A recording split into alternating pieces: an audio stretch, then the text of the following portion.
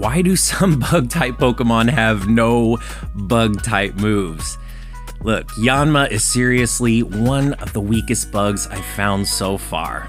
Gosh. I'm I Want Your Burger, and welcome back to the Gold Monarch mini-series.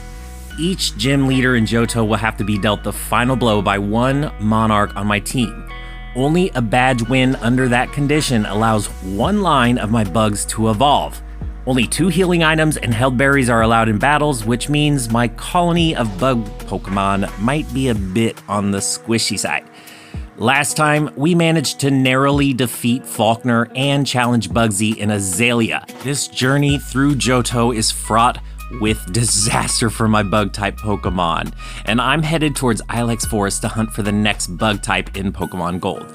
But my rival is always around the corner waiting for me.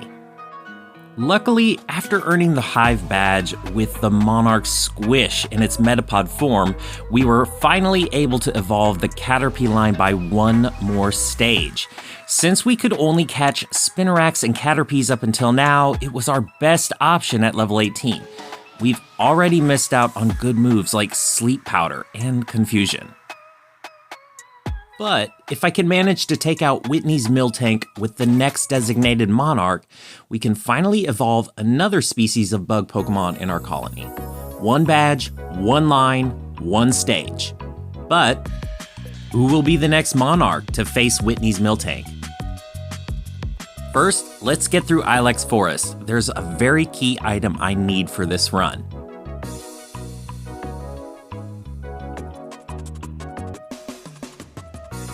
Paris is the first bug-type Pokemon I can catch in Ilex Forest, and it's going to play a crucial part in progressing towards Goldenrod. As you already know, it learns the move Cut.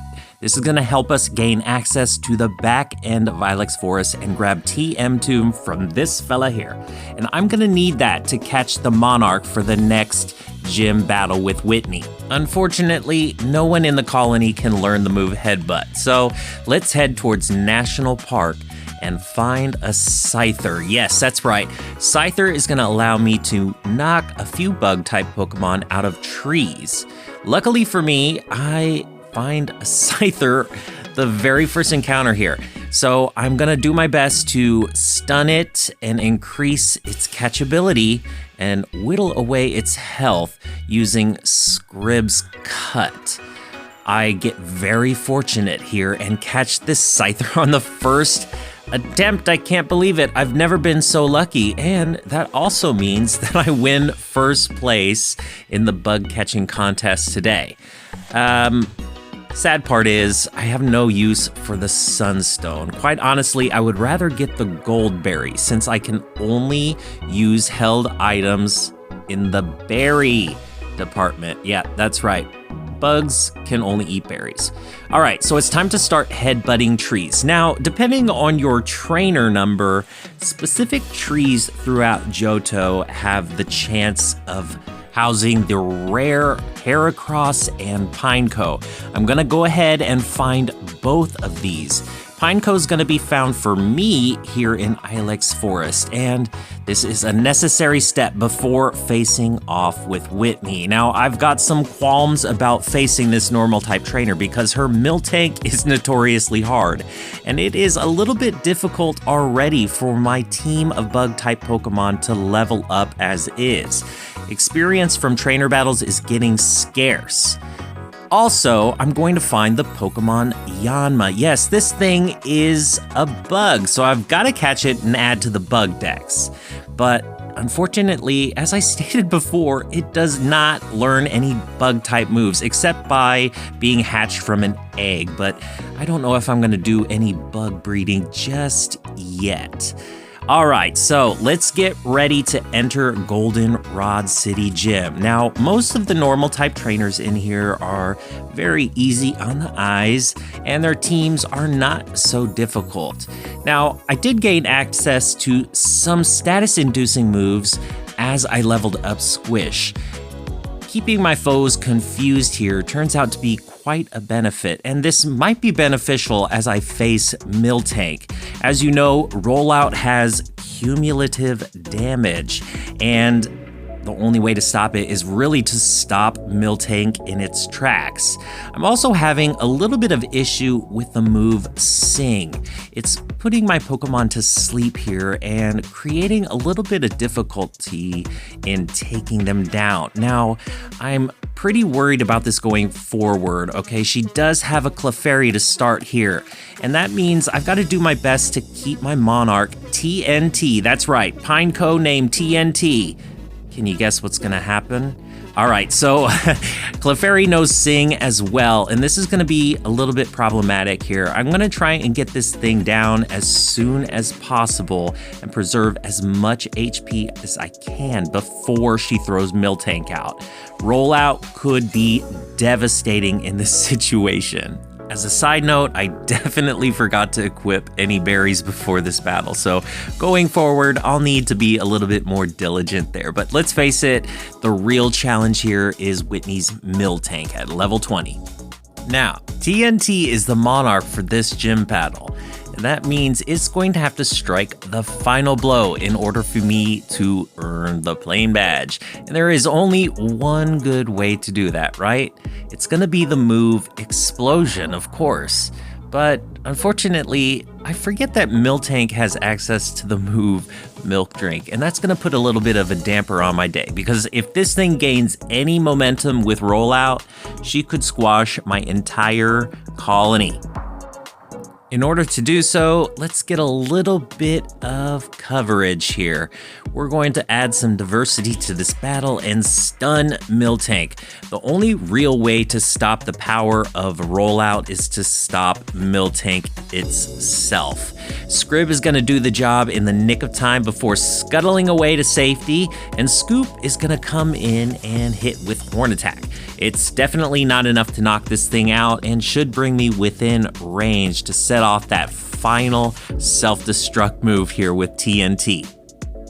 I'm really hoping that Miltank is paralyzed here, but it takes another sip of that cup.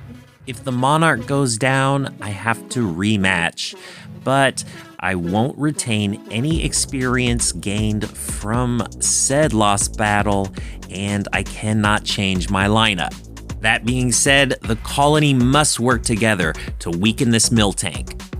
While I still have 2 potions at my disposal, Miltank is hitting so hard that restoring 20 HP and losing a turn just doesn't make a lot of sense. So I'm doing whatever I can at this point to whittle away at its pretty massive health bar in comparison to my little whittle bugs. At this point, I'm doing everything I can to get this thing within a range here. I'm not sure I want to risk it. If I feint TNT without knocking out this Miltank, maybe it was a little bit extra, but I don't know. I just felt like it wasn't going to stay fully paralyzed, but I forgot that I was faster than this thing because it is already paralyzed in a way, so its speed stat dropped, and TNT takes itself out. Wait, did I just break my own rule? Nah. TNT had to strike the final blow. It's still a victory in my book. We claim the plain badge and head to Ecruteak City. We claimed the 3rd badge, and you know what that means? We've earned another evolution. The only question is, who should evolve next? Well, we have Paris on the team, and we also have Spinarak. So we're going to take advantage of the battles here with the Kimono Girls and wind up evolving Threads. Finally, we've got this Ariados to add to the bug dex. It's growing. Oh, Glasswing, what do you want? It's time to head back to National Park. The next week, we're going to find a couple more options here out in the fields. We're going to find a Venonat, and I'm going to go ahead and catch this thing. But ultimately, I'm looking for another bug-type Pokemon. You might have already guessed. That's right. I'm looking for Pinsir. So at the very last minute, I encounter the Pinsir I'm looking for. Let's get this thing stunned and in a Park Ball stat. Pinsir and Heracross both have relatively low catch rates, so I'm not counting on catching this thing on the first attempt. But if I do manage to catch it, that means I won't be taking Venonat outside of the park. And I'm okay with that. I can always visit on the next day the bug catching contest is held. Pinsir has a durable carapace, and that means it would be a welcome addition on my team of bug Pokemon.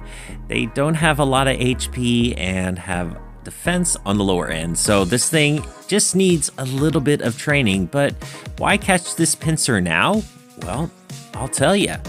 It's because it's the next Monarch in the Ecruteak City gym. That's right. Yanma was trying to tell me something. Vice can't do this on its own. It's going to need the wits of our Yanma Glasswing. That's right. Yanma knows the move Foresight, and it's the only way we can land the final blow with our Monarch Vice.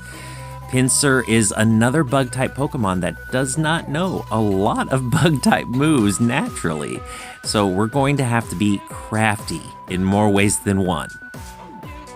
In fact, the entire colony is relying on Glasswing. With the exception of Butterfree and Ariados, our colony lacks any effective moves without being identified first. Repeatedly, Glasswing will be exposed to danger, but it is necessary for the Monarch to survive. I still have 2 potions, and I'll have to use them wisely. Glasswing here could definitely use a potion, but it would be best to do so once Yanma can identify these ghosts and switch out for a beat. Now, I don't have any mint berries equipped though. That means whoever jumps in from the colony might succumb to hypnosis. Morty's Gengar is pretty fast, so if it puts one of my bugs to sleep, I can either try to wait out the effects of hypnosis or feint trying. But if Glasswing can't identify these ghosts, the Monarch Vice can't strike the final blow. Shadow Ball takes Glasswing out prematurely, ending the match. The key here is teamwork after all. The colony depends on it, and fighting Morty only demonstrates that Johto is getting a little bit more brutal the further we go. As for this match, Morty's Gengar is proving to be my toughest opponent yet. While I can finally get some more healing on Glasswing, it is asleep. First of all, it can't use a move while it's asleep, but it could also go down to Dream Eater in a flash. So I chucked Scrib into battle and try to stun it with Stun Spore.